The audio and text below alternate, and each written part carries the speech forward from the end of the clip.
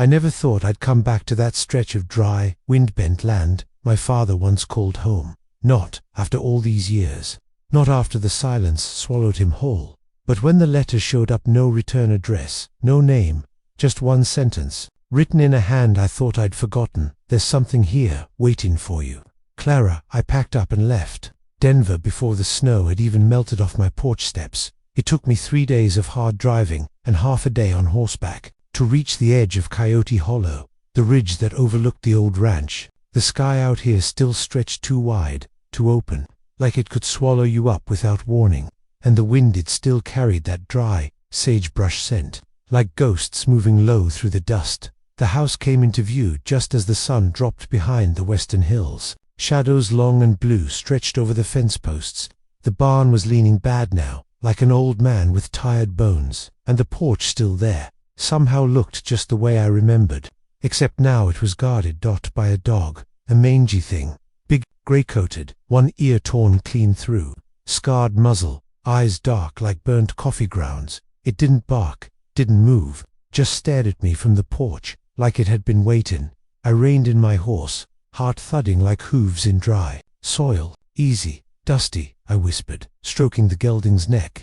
The dog didn't flinch, didn't growl, just watched. I dismounted slow, boots crunching old gravel. Hey there, I said gently. You live here? Nothing. I stepped closer. The dog raised its head, just a little, and I swear its eyes softened. Not friendly, not quite, but not hostile either. Like it was measuring me, testing memory against time. That's when I saw the collar.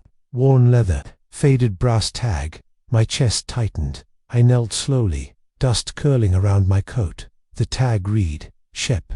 I whispered the name aloud. Shep. The dog's ears twitched. My father had a dog named Shep. A pup, really, last time I saw him. That was Lord, almost 16 years back. No way a dog could live that long, could it? You can't be him, I said under my breath, half to the wind. He was just a pup. But that dog just sat there, tail thumping once slow, deliberate like he remembered to. The cabin door was still shut, windows dark, dust lay thick on the sill, but not untouched. I saw its fresh paw prints right at the threshold. That mutt had been guarding this place, like it still meant something. I looked around, arms crossed tight under my coat. The ranch was quiet, too quiet, like time had held its breath out here. But something about that dog, I got the feeling he'd been waiting not just for anybody, for me, and I had no idea why. If you've ever seen a dog do something that stopped you in your tracks, drop a comment. This might be one of those stories that makes you look at strays a little different. I spent that first night on the porch, not because I was scared to go inside, though maybe I was, a little, but because the dog wouldn't let me pass, not with snarling or growling.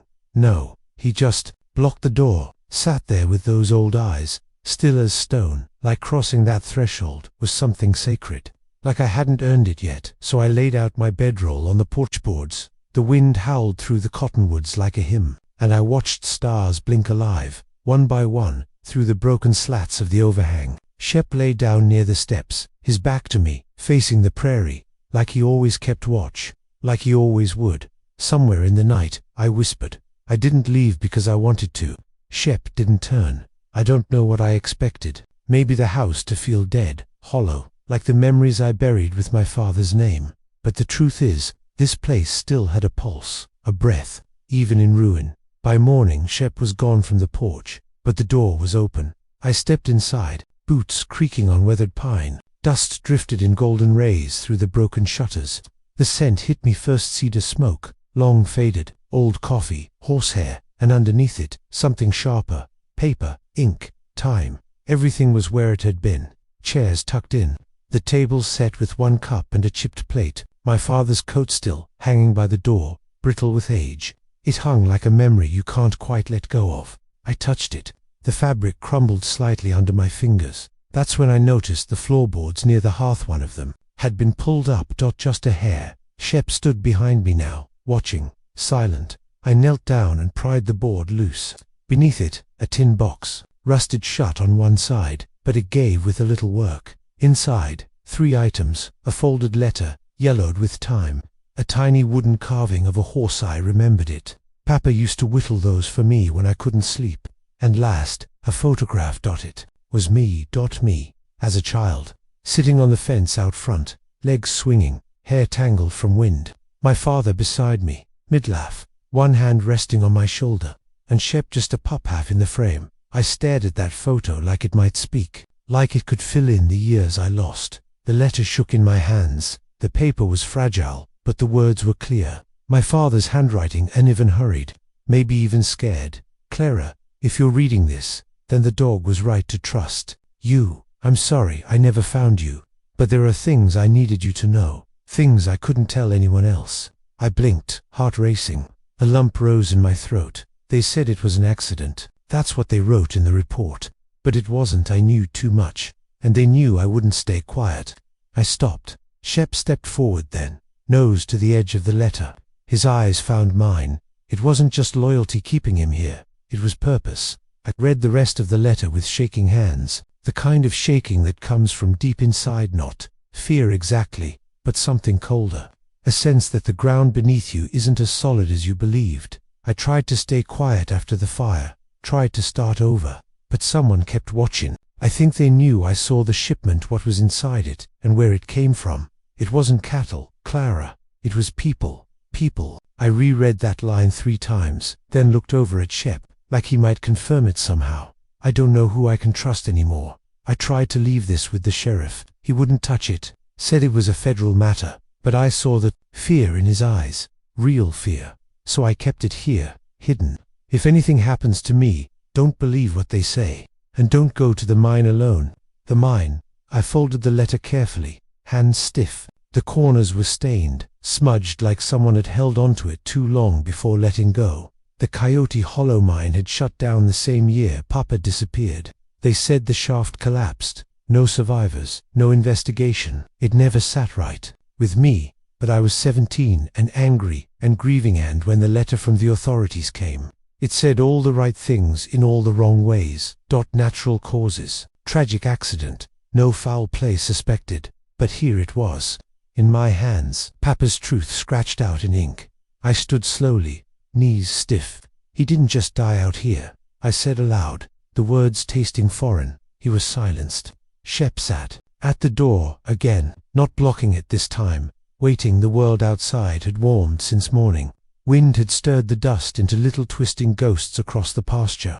I stepped off the porch, letter tucked safe inside my coat. The town wasn't far, an hour's ride, maybe less if Dusty held his pace. That as I saddled up, Shep trotted beside me, limping just slightly in his back leg. He hadn't left my side since I arrived, and I was starting to think he never had. Not since the day Papa vanished. Come on, then, I said softly, swinging into the saddle. Let's see what the sheriff has to say. The ride into town passed quiet, save the crows overhead and the crunch of gravel under hoof. When I arrived, folks stared, not out of rudeness but recognition, like they saw my face and saw a ghost walking in my father's boots. Sheriff Dugan was still in office, older now, more gray in his beard than I remembered.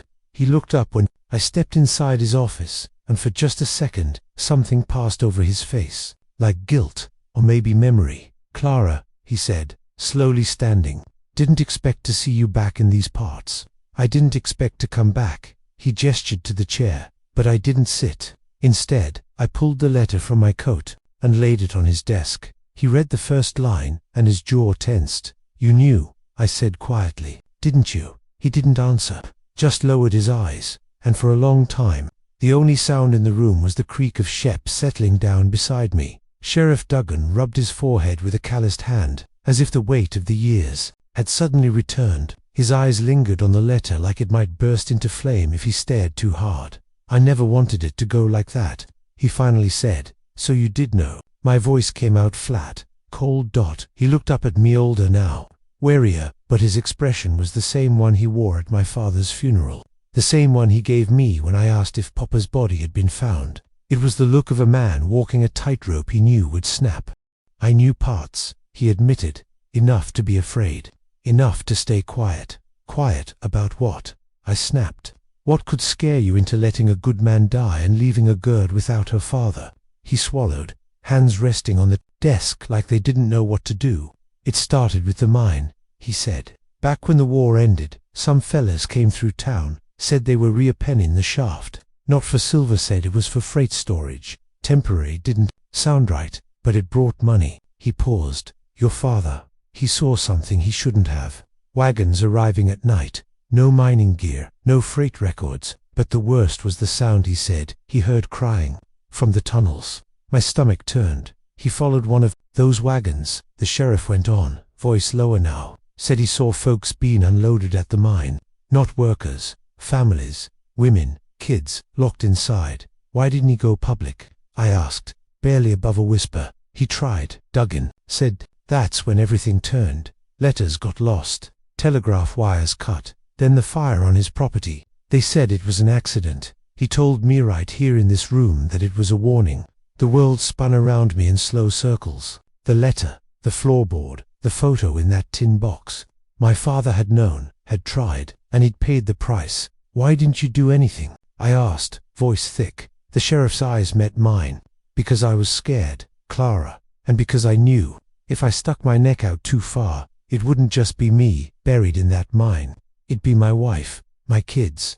The truth rang like a slow bell, ugly and clear. I'm sorry, he said. For what it's worth. Shep shifted beside me. That old dog had sat through the whole conversation, eyes locked on Duggan like he understood every word. Like he remembered the night my father came back from the ridge with soot on his coat, and a look in his eyes that never left. What happened to the mine? I asked. Sealed. They caved it in not long after your father vanished, claimed it was unstable. But I figure it was cleaner that way. No questions, no answers. I stood, folding the letter back into my coat. I'm reopening it. Dugan blinked. You're what? I'm going out there, to see for myself. Someone went to a lot of trouble to hide something, and my father died trying to stop it.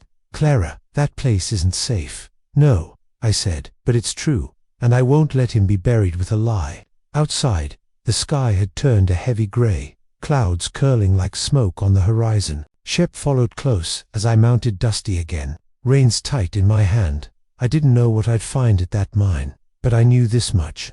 The dog hadn't waited all these years just to lead me home. He was leading me back. The path to the old mine hadn't been ridden in years. What used to be a well-worn trail was now half swallowed by brush and silence. Dusty picked his way through the thorns with care, and Shep trotted just ahead, nose low to the ground, like he still remembered every bend. The land out here was different, wilder, the wind harsher, with a kind of mournful pull. Somewhere behind us, a hawk cried once, then silence again. The mine sat tucked in the fold of a ridge, where the rocks turned black with soot. The entrance had caved in, just like Sheriff Duggan said, sealed with stone and timbers collapsed inward. But there was something else, too. Signs of deliberate work, reinforcement, ropes, old iron braces rusted into place, like someone hadn't wanted it just buried, they wanted it forgotten. I dismounted slowly, brushing dust from my coat, and stepped toward the collapsed mouth of the tunnel. Shep didn't follow. He stood back, ears flat, staring into the shadows like he saw something. I couldn't. You were here, I said quietly, weren't you? I knelt beside the rocks, fingers tracing the edges of a shattered beam, burned, splintered beneath it. Something caught the light dot metal. I reached in, heart pounding, and pulled free a rusted lantern still half full with old fuel and, just beside it, wrapped in oilskin, a bundle of papers. My hands trembled as I unwrapped them. Maps, hand-drawn, marked with numbers and arrows, and ledger's pages filled with names, dates, strange codes. Some pages were smudged with soot and blood, and stamped in the corner of each sheet was a seal. Not from the mining company, from the U.S. Army. My breath caught. Shep whimpered behind me, low and deep. They weren't hiding silver. They weren't even hiding people by accident. This was something bigger. Organized. And my father had found it. The wind shifted suddenly. A dry gust swept through the ridge, and I caught the sound of hooves. Distant. Then closer. I stood, heart hammering. Dusty snorted and turned nervously. Shep growled, low in his throat, ears sharp. Out past the rocks, at the bend in the trail, a rider appeared. Dark coat, wide hat, no badge. Just watching. Then another, and another. 3 men, silent as the dirt they rode in on. I stuffed the ledgers into my coat, grabbed the lantern, and stepped back. Dusty pawed the ground anxiously, but I didn't mount. Not yet. The lead rider raised a hand in slow greeting, but his smile didn't reach his eyes. "Ma'am," he said, "that's federal property you're standing on." I kept my voice steady. "Then you'll know the Army doesn't usually use abandoned mines for storing families in the dark." He chuckled. "Cold. Now why would you think a thing like that?" "Shep," I said, not looking down. "Get ready." The dog tensed beside me. The man leaned forward. "I'd suggest handing over whatever you found before someone gets hurt." Again, the last word hit like a slap. Again. So they had been watching. All these years, waiting, and now. They knew I knew. But so did Shep. The dog took a single step forward, tail stiff, teeth bared. The man's horse spooked slightly. He reached for something under his coat, but I was already moving. I hurled the lantern toward the rock's glass, shattering, flame catching dry, brush end in the blink of a breath. Shep lunged. Dusty reared. I swung into the saddle, and the fire flared behind us like judgment. We rode hard. Shep kept pace on my left flank, despite his limp, growling low like thunder. Bullets cracked behind us. One skipped off a stone. Another kicked up dust near my boot, but I didn't look back. I didn't need to. I had the proof, and now they knew I wasn't running anymore. "If Clara's escape had you holding your breath." A comment below. "What do you think those ledgers mean? And who were the men watching her father all those years ago?" We didn't stop riding until the sun dipped low and the sky bled gold over the hills. Dusty was lathered and winded, his chest heaving hard beneath the saddle. I pulled up near the dry creek bed, where mesquite bent like old men in the wind, dismounted, gave him water. Shep circled once, then collapsed under a cottonwood with a low grunt. His flank was trembling. One paw dragged wrong. I dropped to my knees beside him. "Shep," I whispered, hands hovering over his ribs. "You're hurt." He licked his nose but made no sound. His fur was matted near the shoulder. A gray small but bleeding. "You followed me into hell," I said, voice breaking. "Why?" He blinked slow, the way old dogs do. "Not in pain, just tired." I wrapped the wound with a strip from my undershirt, working fast, fingers shaking more than they should have. The fire had bought us time, but not much. Those men would be back, and this time, they'd be smarter, quieter, maybe even backed by a badge. I pulled the ledgers from my coat, spread them across a flat rock. Names, serial numbers, transfer orders, but not just from the mine. Camp names, locations, entire families, relocated under false headings, and signatures I didn't recognize, but one, ID, Merrick. That name had haunted my father. I remembered it now, half overheard in a conversation he never meant me to hear. Merrick had been Army, quartermaster, but Papa used to say he was something else entirely. A man with too many keys, he'd told Mama once. I stared out across the dry land. Where does someone take this kind of truth?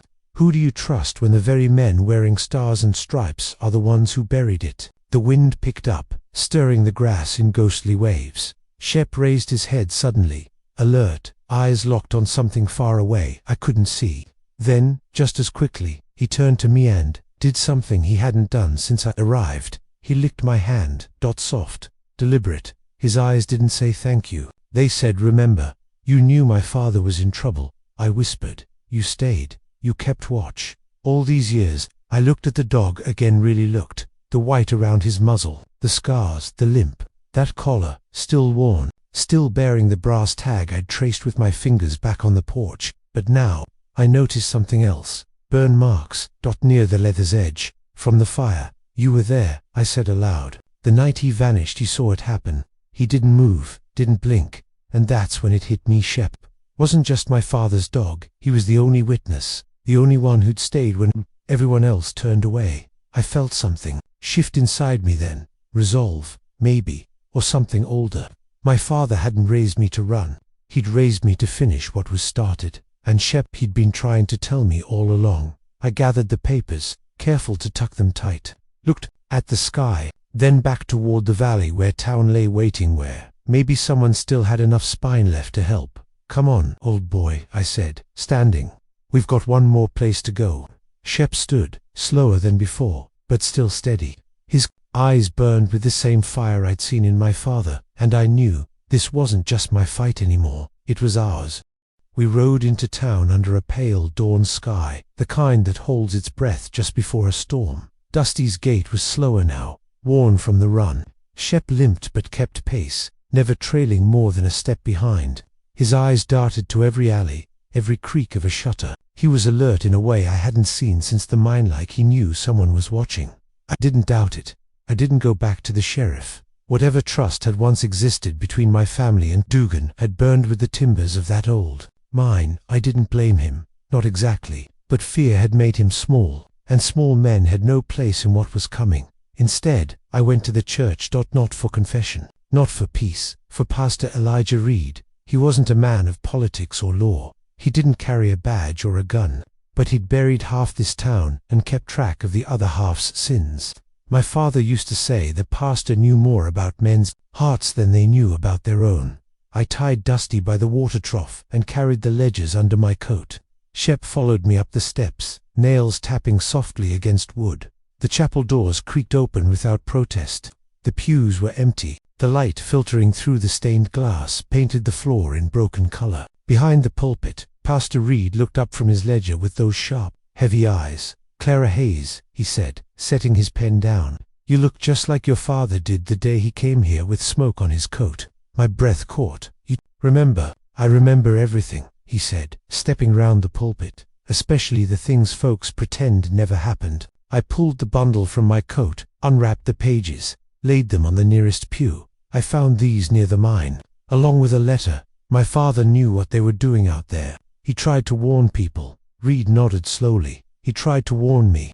That stopped me. He gestured for me to sit. I didn't. He came to me 2 nights before the fire. The pastor said he'd stumbled into something he couldn't carry alone.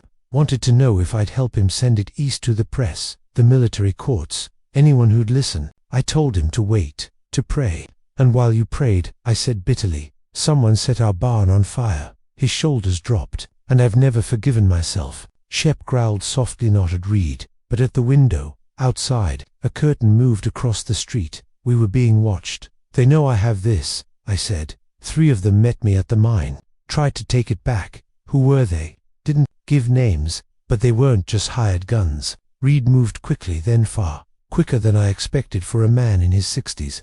He snatched the ledgers and crossed the chapel to the back room, disappearing behind a curtain. I followed. Inside was a desk, a locked chest, and a half-disassembled printing press. "He still run a press?" I asked. He didn't answer, just opened the chest and laid the documents inside. "I've got contacts," he said, voice low. "Men who never stopped asking what happened to the people in those hills. If we can get this to them before they find you, they won't just come for me," I said. "They'll come for you too." He looked at me, then really looked. "I buried your father with a promise I didn't keep. Let me make good on it now." Behind us, the front door creaked open. Shep shot to his feet. Reed grabbed a rifle from the corner, handed it to me. "Go out the back," he said. "Take the ridge trail. Head for the telegraph station in Fallon Ridge. Tell the operator to send it under my name. They'll know." I hesitated. "What about you?" "I'll hold their attention." There was no time to argue. I knelt and touched Shep's collar. "We run one more time, old boy." We slipped out the back as voices echoed inside the chapel, calm at first, then sharp, angry. As we scrambled up the ridge trail, the first shot rang out, but we didn't stop. The trail to Fallon Ridge curved high above the valley, narrow as a wagon axle and littered with loose shale. Every hoofbeat echoed like a warning. Every gust of wind carried the threat of another set of riders just out of sight. Dusty pushed through, ears twitching, sweat lacing his coat, and Sheppy kept running. I didn't know how. Not at his age, not after the limp and the wound, but something in him burned hotter than pain. He moved like this was the last job he'd ever do, and he wasn't gonna fail. We reached the summit by noon. The land opened wide, ahead golden plains, black ridges, the dusty smudge of Fallon Ridge just barely visible in the distance. I pulled Dusty to a halt to catch our breath, scanning the slope behind us. Empty, but I didn't trust it. I turned to Shep, who had collapsed under a crooked pine, panting hard. I knelt beside him, brushed dust from his fur, and checked the dressing on his shoulder. "Still tight, still clean. We're close," I said softly. "Almost there." He blinked once, slow. That's when I heard it, a twig snapping, a rhythm. In the rocks. Footsteps. I rose fast, rifle up. The man stepped out from the tree line, both hands lifted. Grey coat, hat low over his brow, and a face I hadn't seen in over a decade. Samuel Ridge. He'd been my father's partner, ranch hand, war buddy, lived with us a few years after Ma passed, helped build the barn that later burned to the ground. He disappeared right after the funeral. No word, no grave dirt under his nails, just gone. Clara, he said quietly, you got your father's fire, and his stubborn. I didn't lower the rifle. You were supposed to be dead, I said. He nodded slowly. Yeah, that was the idea. Why are you here? He looked down at Shep. Same reason he is.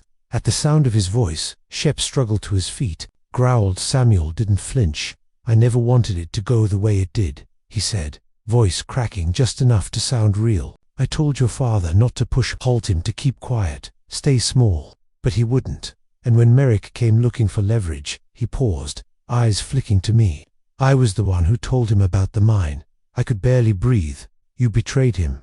I tried to warn him. I left a note. You think that letter showed up on your doorstep by accident?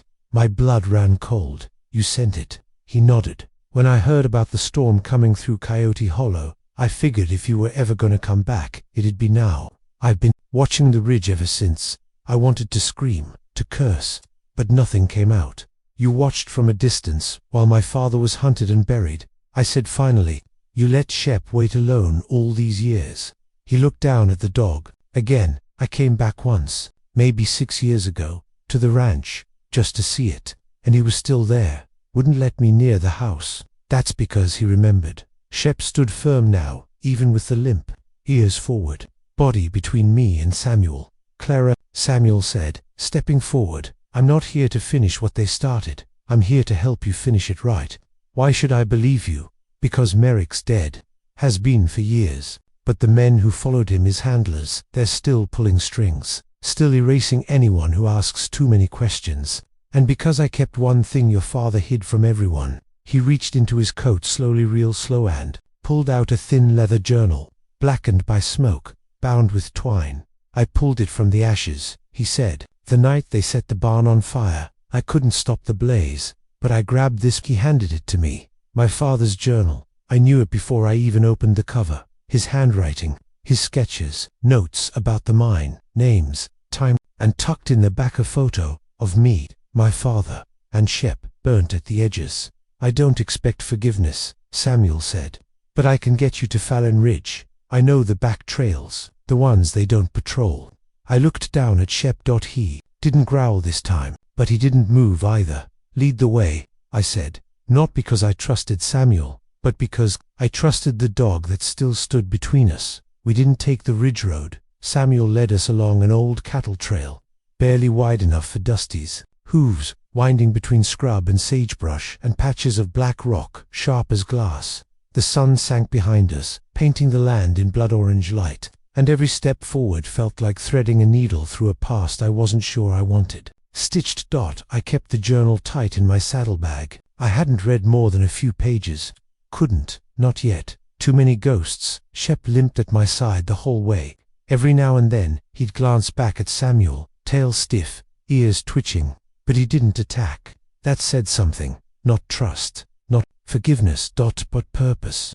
A dog with a job he still meant to finish. By nightfall, we reached a hollow just shy of Fallon Ridge, a dip in the land, sheltered by cottonwoods and steep rock. Samuel said we'd rest here. I didn't argue. Dusty was winded. Shep was dragging his back paw, and I hadn't eaten since morning. Samuel built the fire in silence. No questions, no apologies.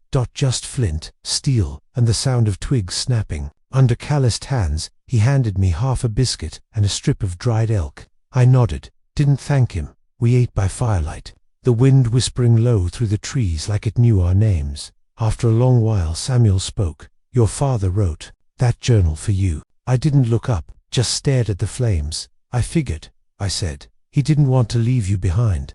But when Merrick's men threatened the town, when they said they'd burn every ranch from Coyote Hollow to Redbone Creek if he didn't back off, he made a deal. What kind of deal? The kind that got him killed. Silenced. Aunt Samuel leaned forward, elbows on knees, voice low.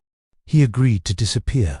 Let the town believe he'd died in the blizzard. Said if they left the land alone, if they stopped digging near the graves, he'd vanish. Go quiet. My breath caught. He let himself be buried. Not alive, Samuel said quickly. Not exactly. He left the ranch, but Merrick's men came for him anyway. Took him near Deadman's Gulch. I wasn't with him, but Shep was. I looked over at the old dog. He was curled by the fire now, eyes closed, breathing shallow. He followed your father to the end, Samuel said. And when it was over, he came back. Sat on that porch like the ghost of someone who knew too much. I wiped my face with the back of my sleeve. Not tears, just smoke. Maybe there's something I need to show you, he said. He reached into his coat again. Not the journal this time, but a folded piece of paper, yellowed and torn. I opened it. A land deed, Fallon Ridge mine, signed over 10 years ago, to Clara Jane McCollister. My heart froze. What is this? Your father's last legal move. Before they buried him, he transferred the land to you, quietly, through a proxy. It's buried in county records under a false name, but it's valid. I had it checked. Why? Because he knew you'd come back. He leaned closer. If we get this to the right hands in Fallon Ridge, there's a judge there who hasn't been bought. We can reopen the case, shine light on what Merrick did, and maybe even stop the syndicate from buying up every dead ranch in the valley. The fire crackled between us. That's what they're still trying to cover up. I said slowly, that this land was never theirs to begin with. Samuel nodded. And if they find out you have the deed, they'll come. He didn't deny it. You still want to ride tomorrow? He asked. I looked at Shep again, at his ribcage rising and falling. He's barely holding on, I whispered. I don't know if he's got another fight in him. He's waited 10 years for this. I nodded once. So have I. Fallon Ridge was quieter than I remembered. No steam rising from the blacksmith shop. No horses tied out front of the saloon. Just the wind, and the sound of Dusty's hooves echoing off the boardwalk. Samuel rode ahead, his hat low. I stayed just behind, holding the land deed like a burning coal in my pocket. Shep was draped across the saddle in front of me, swaddled in my coat. He didn't move much anymore, just breathed, slow and shallow, like each inhale came with a memory, too heavy to hold. The courthouse was an old 2-story thing, paint peeled to bone. But the judge Samuel had spoken of, Judge Marlowe, was real. And when we showed him the deed, the journal, and the affidavits Samuel had kept in an oilskin pouch for 10 years, the man sat back in his chair like someone had punched the wind out of him. I knew Merrick was dirty, he muttered. Didn't know it went that deep. Will you help us? I asked. He didn't hesitate. Damn right I will. The wheels turned fast after that. Orders went out. Inquiries filed. And just like that, a case long thought buried beneath snow, and lies began clawing its way back into the sun. But by the time we stepped back outside, Shep was barely breathing. I carried him in my arms through the quiet street, past the sheriff's office, past the old feed store, to a patch of bare land at the edge of town where the wind stirred the grass like an old hymn. I knelt and laid him down. He blinked up at me. Those cloudy eyes, they weren't just a dog's eyes anymore. They were memory, guilt, loyalty, hope. It's done, I whispered. We did it. Samuel stood nearby, hat held to his chest. Shep, I said softly, you waited all this time. And then he gave one slow, trembling breath, and was still. The silence that followed wasn't empty. It was full of wind and ash and peace. Samuel helped me bury him beneath the cottonwood tree. I carved the name into a flat piece of stone with the point of my knife. Shep, he guarded what was lost until it was found. Afterward, I walked the length of the street alone. The town had stirred. Folks peeked out their windows. A few recognized the name McAllister on the deed, notices being nailed to the posts. Some whispered, some nodded, but no one stood in my way. Back at the cabin a week later, I found the last pages of the journal I hadn't been able to face before. My father's handwriting was shakier there, slanted. If Clara finds this, tell her I never stopped loving her. Not one sunrise, not one storm. The land will try to break her. But she is my daughter, and she was born for more than just survival. She was born for truth, for fire, for healing. If she returns, it means she's strong enough now to stay. I closed the book. The wind moved through the open doorway. Samuel was sitting on the porch, his rifle across his knees, watching the road like it might try something foolish again. You staying? He asked without turning. I stepped out into the light, boots crunching dry earth. Yeah, I said, I think I am. He smiled, just a little. Dusty neighed in the corral. The fence held steady, and for the first time in 10 years, the ranch wasn't abandoned anymore. It was mine, ours, and somewhere, I think Shep knew that too. Thank you for riding with us through all 10 parts of this journey. If this story touched you, let us know what was your favorite moment. And what do you think Clara will do next with her father's land? Leave a comment below, and if you'd like more stories like this, honest, raw, and full of soul, hit that follow button so you don't miss what's coming next.